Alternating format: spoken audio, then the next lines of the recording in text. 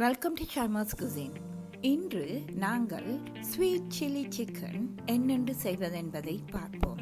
என்னென்ன இன்கிரீடியன்ட் இந்த ரெசிபிக்கு தேவை என்பதை முதலில் பார்ப்போம்.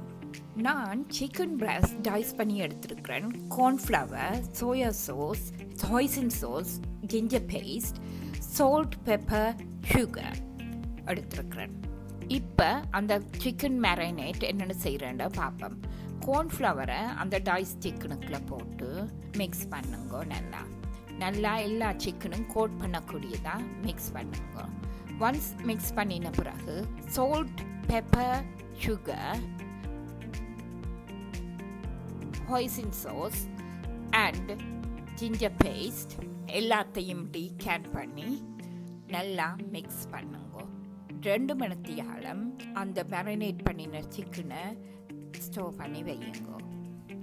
இப்போ அந்த சிக்கனை மேரினேட் பண்ணின சிக்கனை கோட் பண்ணுறதுக்கு தேவையான மிக்ஸை மேக் பண்ணுறத பார்ப்போம். இந்த மிக்ஸுக்கு தேவையான ingredient potato starch, chilli flakes, pepper, salt எல்லாத்தையும் உண்டா போட்டு நல்லா மிக்ஸ் பண்ணுங்க.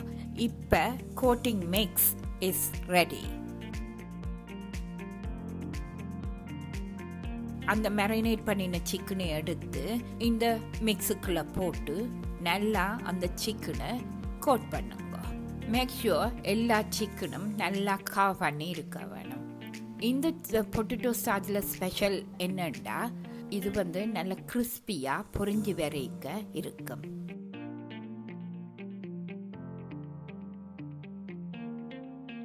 Look at the texture.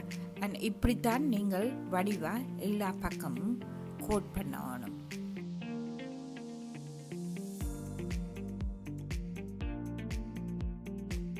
Once எல்லாம் கோட் பண்ணின பிறகு ஆயிலை பேனில் பொரிக்கிற பேனில் எடுத்துட்டு ஹீட் பண்ணிவிட்டு when oil is hot enough நீங்கள் அந்த சிக்கனை போட்டு பொரியுங்க.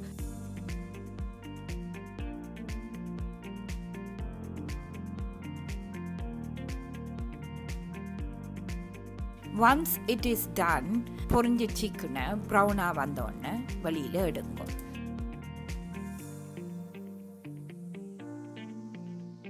அதற்கு பிறகு சில்லி சிக்கனுக்குரிய சோஸ் எப்படி செய்வது என்பதை பார்ப்போம்.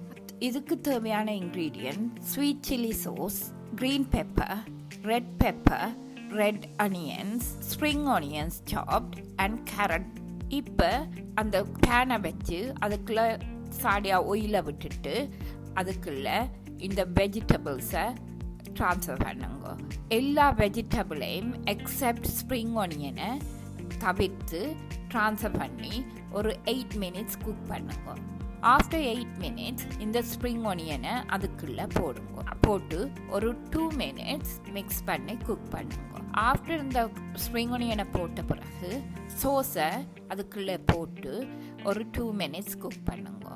ஆஃப்டர் 2 மினிட்ஸ் அந்த பேனுக்குள்ளே ஃப்ரை பண்ணி எடுத்து வச்ச சிக்கனை போட்டு நல்லா மிக்ஸ் பண்ணுங்க. இந்த மிக்ஸ் பண்ணிக்க அந்த சிக்கன் அந்த சோஸோடையும் வெஜிடபிளோடையும் தரோவாக மிக்ஸ் பண்ணி கோட் பண்ணக்கூடியதாக மிக்ஸ் பண்ணணும். After 2 minutes of mixing, it should be ready. If you like to see more videos similar to this, please click like and leave comments and subscribe. Thank you for watching.